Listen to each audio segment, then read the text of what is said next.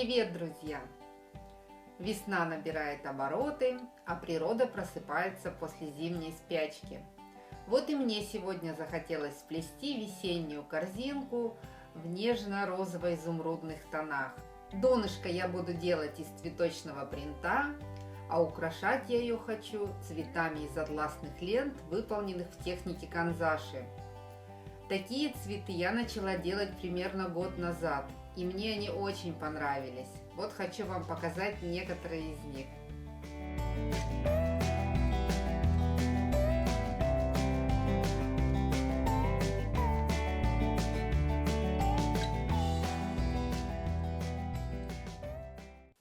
Этот мастер-класс для меня будет своего рода эксперимент. Я хочу посмотреть, как плетеное изделие будет смотреться с цветами канзаши.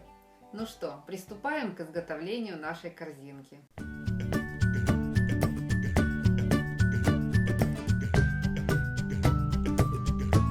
Для работы нам понадобится газета, для нарезания полосок из газеты линейка, карандаш или ручка, ножницы, для того, чтобы крутить трубочки, спица 1,5 мм, для донышка обои, картон и двухсторонний скотч, для оплетания кастрюля основа, для покраски грунтовка, акриловый лак, вода, колер-паста 2 видов, полиэтиленовая пленка, кисти, салфетки сухая влажная, перчатки резиновые и баночка для разведения краски.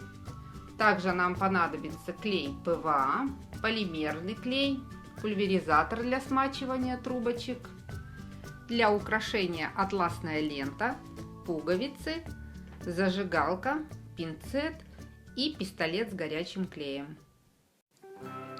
Полоски из газеты нарезаем разной ширины и следим за тем, чтобы один край полоски был без надписи. Одни полоски будут 9 см, другие 7 см. Из полосок 9 см мы будем крутить трубочки основы. Эти трубочки нужны для того, чтобы изделие держало форму. Они будут приклеиваться к нашему донышку и в дальнейшем оплетаться. Они внешне никак не отличаются от трубочек для плетения, просто будут более твердые. Сейчас я покажу, как мы будем крутить трубочки. Они крутятся по одному принципу. Прикладываем спицу под острым углом к краю с надписью. И очень плотно начинаем накручивать нашу газету на спицу. Второй рукой придерживаем. Доходим до конца. Вынимаем спицу. Капаем капельку клея и закручиваем. Какое-то время не отпускаем, чтобы трубочка не раскрутилась и клей схватился. Даем высохнуть клею сутки. Приступаем к процессу покраски наших трубочек. Я хочу использовать в плетении бледно-розовый и бледно-изумрудные цвета. У меня рекламная газета бледно-розового цвета. Поэтому эти трубочки я красить не буду. Как окрашивать трубочки, я вам покажу на примере бледно-изумрудного цвета. Им я буду окрашивать обычные белые трубочки. Вот. А для того, чтобы получить такой цвет, вам нужно будет просто добавлять красный колер. Смешиваем грунтовку и воду в пропорции 1 к 1.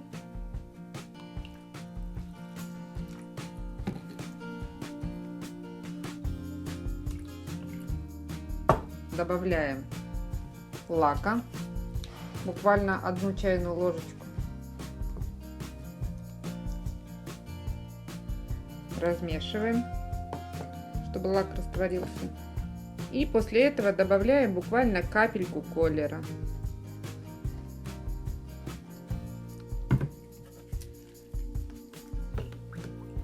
Вот такой цвет у нас получается. При высыхании трубочек они будут намного светлее, чем этот цвет, имейте в виду. Вы можете провести тест небольшой перед тем, как красить трубочки. То есть берем нашу какую-то пробную трубочку, опускаем ее, даем ей просохнуть. Вот эту трубочку я только что покрасила, а эту трубочку я уже чуть опустила раньше. Вот обратите внимание, она при высыхании стала гораздо светлее. Меня сочетание моих двух цветов вполне устраивает, поэтому я могу приступить к покраске трубочек. Красим трубочки, прокатывая их вперед и назад. Сначала с одной стороны, а затем переворачиваем и точно таким же образом с другой стороны. Очень хорошо промазываем со всех сторон, чтобы не осталось светлого.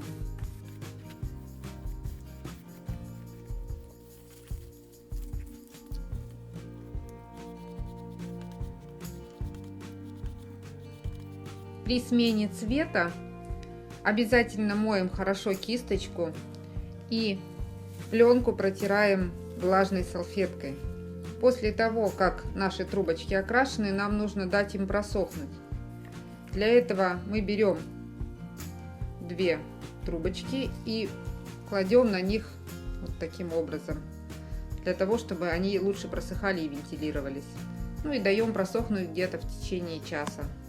После этого мы заматываем трубочки в пленку, для того, чтобы они оставались влажными. При этом оставляем кончики свободными, для того, чтобы они просохли и удобно было скреплять наши трубочки. Но таким образом храним не больше суток. Трубочки основы окрашиваем в бледно-розовый цвет и даем просохнуть сутки, так как они должны быть сухие. Приступаем к изготовлению нашего донышка.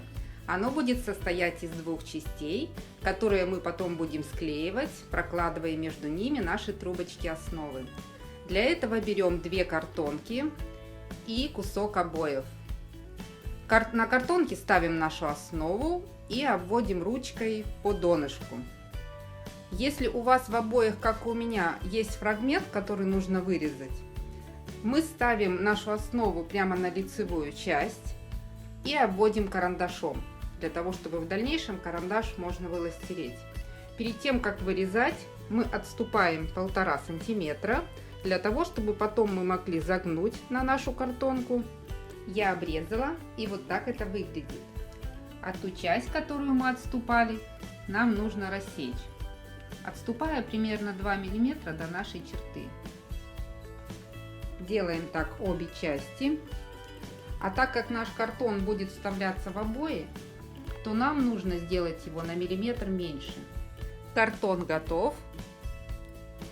Край наших обоев теперь сгибаем по нашей отметке.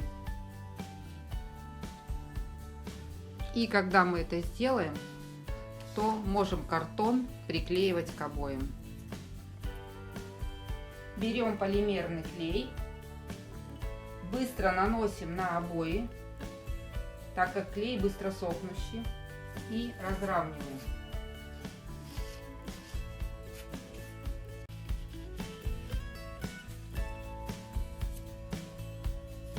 И очень плотно прижимаем картон, равномерно придавливая его со всех сторон. Все, аналогично делаем вторую часть. Затем клей наносим по краю картона, разравниваем и приклеиваем край обоев.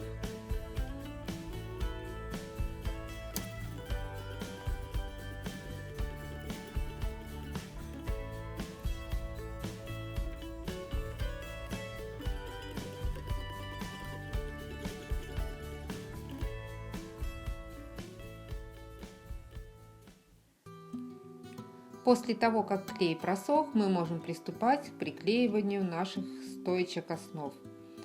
Я вот уже определила, что мне понадобится 40 стоек. Сейчас я покажу, как я это сделала. И сделала на нашем донышке уже вот такую разметку.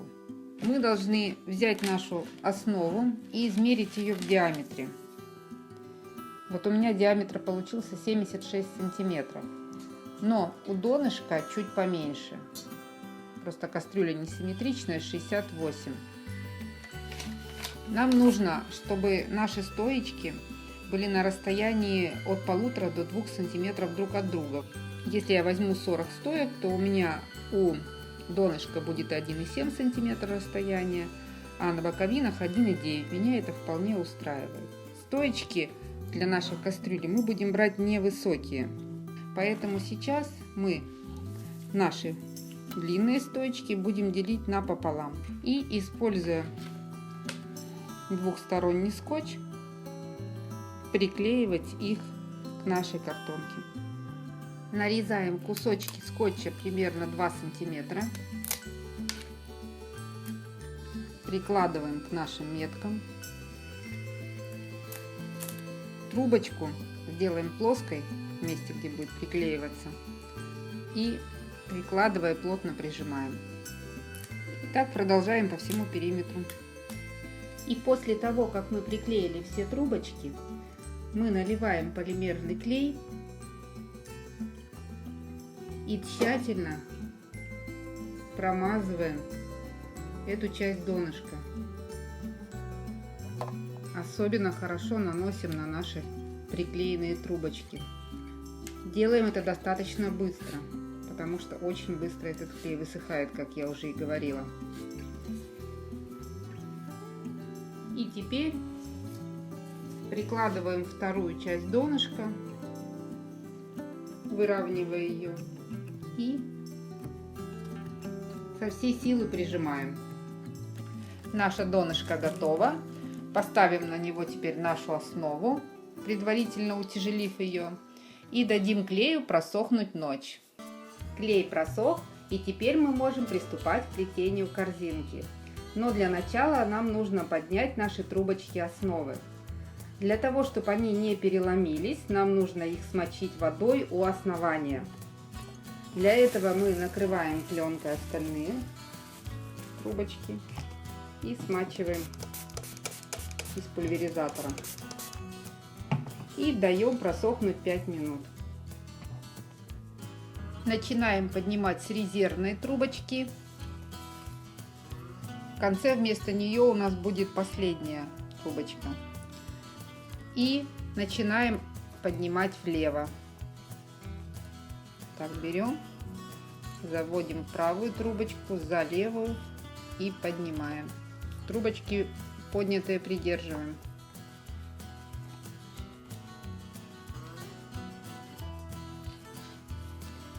И так продолжаем дальше по кругу.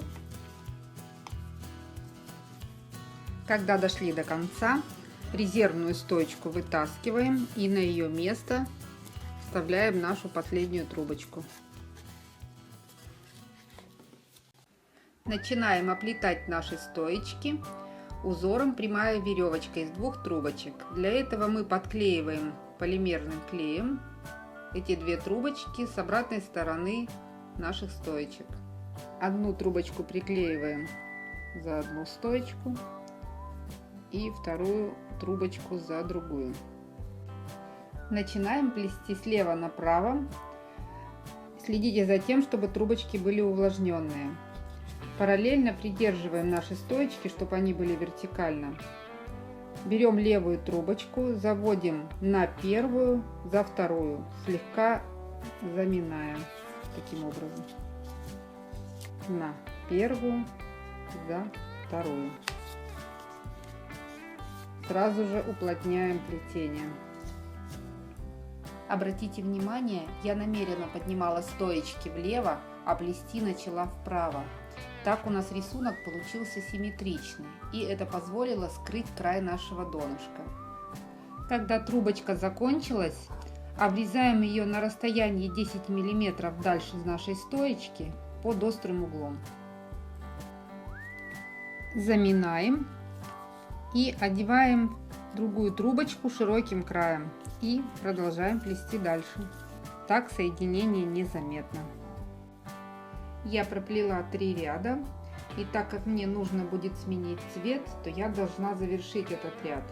Соответственно, вот эту мы будем трубочку заправлять за вот эту стойку, с которой начинали, ну а предыдущую за эту. Будем прятать кончики в плетение. Обрезаем кончики примерно на 7 миллиметров за стоечкой и расширяем пространство для того, чтобы можно было заправить туда трубочку.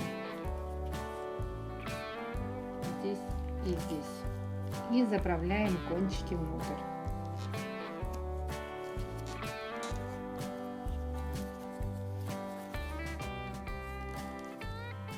Все, наш ряд завершен. Следующий ряд мы будем плести веревочкой в 3 трубочки. И, как вы заметили, трубочки у нас будут уже бледно-бирюзового цвета. Точно так же, как в первом случае, мы подклеили за каждой стоечкой 3 трубочки. И начинаем с левой. Только заводим за 2 и под 3. И аналогично следующую.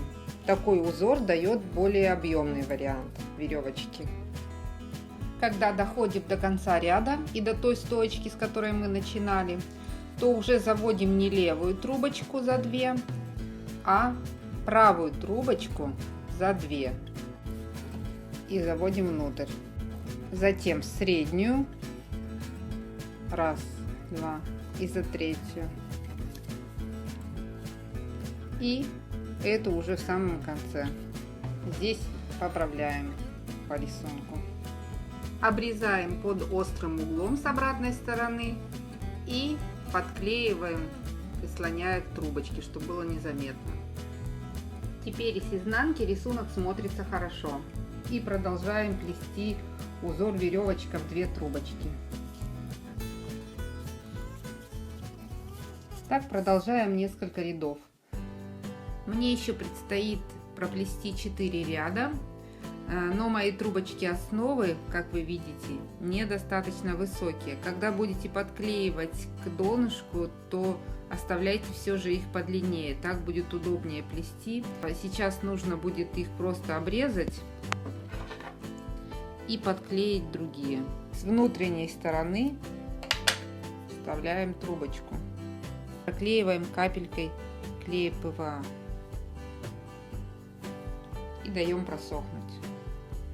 А если трубочка достаточно широкая, то мы просто ее обрезаем и трубочку вставляем внутрь. Так тоже получается хорошо и достаточно прочно. Я проплела 8 рядов и завершила наш ряд так же, как мы это делали в самом начале, когда проплетали первые 3 ряда. Следующий ряд мы проплетем веревочкой в 3 трубочки, аналогично тому, что мы проплетали ранее.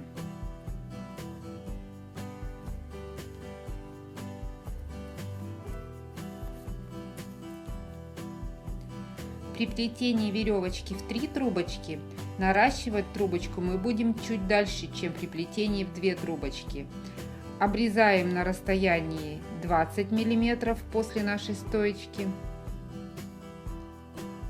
Одеваем, продолжаем плести дальше. И нам остается проплести последние 3 ряда веревочкой в 2 трубочки. Когда мы проплели 2 ряда, мы должны поменять наши трубочки основы на трубочки для загибки. Для того, чтобы когда мы будем проплетать 3-й ряд, то мы смогли прикрыть места соединения. Вместо одной трубочки будем подклеивать 2. Для этого берем наши обычные трубочки, которыми мы плетем. Делаем это таким же образом, как мы наращивали наши трубочки основы. Обрезаем и подклеиваем изнутри.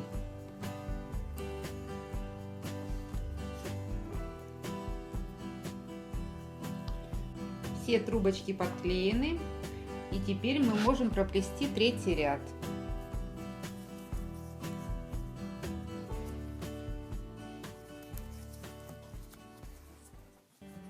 Остается завершающий шаг, это загибка. Трубочки нужно очень хорошо увлажнить, чтобы на них не было заломов. Начинаем нашу загибку справа налево. Берем наши 2 пары стоечек и заводим их за 2 пары левых стоечек. Таким образом. Для того, чтобы вот здесь вот было более скругленные трубочки, можно помогать спицей.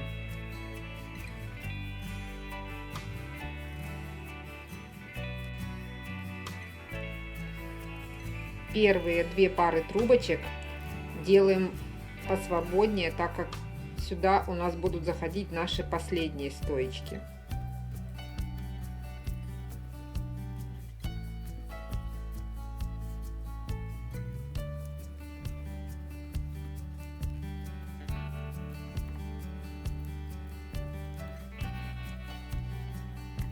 Вот мы подошли к концу плетения, и у нас остается две пары стоечек.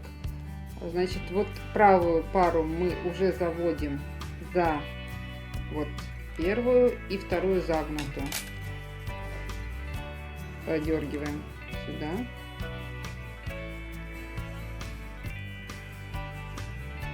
И у нас осталось единственное свободное пустое место, за которое не выходят трубочки. Поэтому последние две трубочки мы заводим вот сюда. Все, первая часть загибки готова. Проходим, поправляем еще везде вот так вот наши сгибы, чтобы ровненько смотрелось. Вот так выглядит наша загибка сверху. И вот так вот получилось у нас изнутри. И второй этап загибки. Будем заправлять наши хвостики внутрь корзины. Будем заводить правую пару стоечек за две левые пары. Раз, два. Заводим под вторую. Вот у нас как раз здесь получается промежуточек. Заранее для последней пары стоечек мы зарезервировали место. В общем-то, здесь загибка делается легко. Главное нам эти хвостики заправить внутрь, потому что там мы сможем их легко обрезать под нашей косичкой. Так, и продолжаем дальше.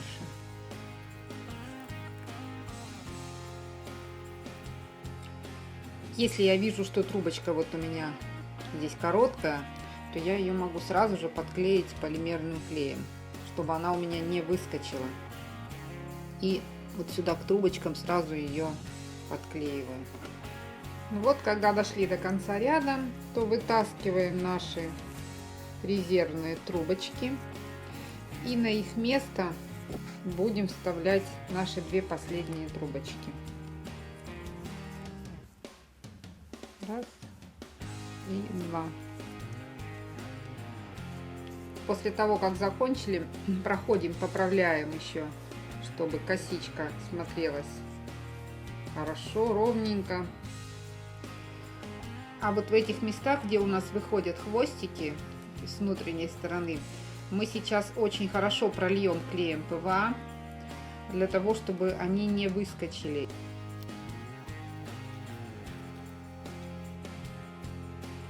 С этой стороны я тоже капну клеем. Прошло 1,5 часа с тех пор, как я проклеила. И сейчас, не дожидаясь, пока полностью высохнет, уже клей схватился, я решила обрезать. Максимально близко к плетению это делаем, чтобы было незаметно. Приступаем к покраске нашей корзинки. Первым слоем будем грунтовать для придания прочности, а вторым слоем покрывать акриловым лаком. Ну, собственно, грунтовка состоит из смеси лака и воды в пропорции 1 к 1. Наливаем воды, лаком, все тщательно размешиваем. Берем кисточку с искусственным ворсом и будем покрывать корзинку сначала изнутри. Не забываем постелить пленочку и постепенно вот так вот изнутри все покрываем.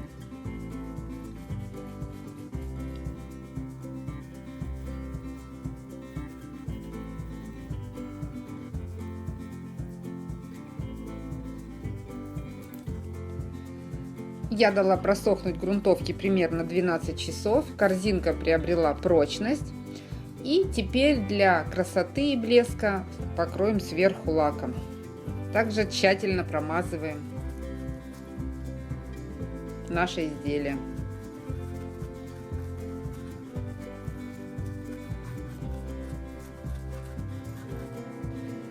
И когда я покрыла все изделие, я еще прохожу маленькой кисточкой в промежутках между плетениями. Если остается лак, то поправляю. Вот. И если у вас донышко из бумажных обоев, то вам тоже нужно его покрыть лаком. У меня виниловые обои с водоотталкивающим покрытием, поэтому я не буду покрывать. И теперь даем просохнуть часов 12. После того, как лак высох, мы можем приступить к украшению нашей корзинки. Я сделала 8 цветов по 4 разного вида. И сейчас буду украшать их, чередуя. Цветы я делала по мастер-классам Алины Балобан. Ссылочки я оставлю в описании. А мы приступаем к приклеиванию наших цветочков. На обратную сторону цветка наносим полимерный клей и равномерно размазываем.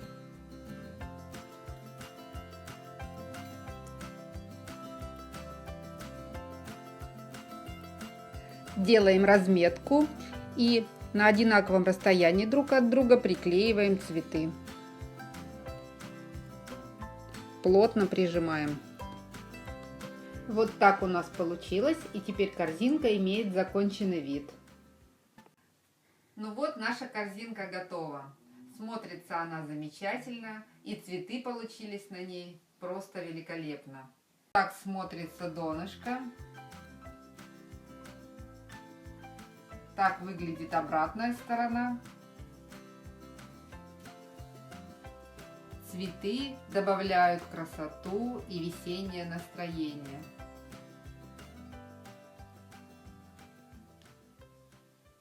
Уверена, что если вы плели вместе со мной, ваша корзинка получилась такой же красивой и весенней. Желаю, друзья, вам хорошего солнечного настроения.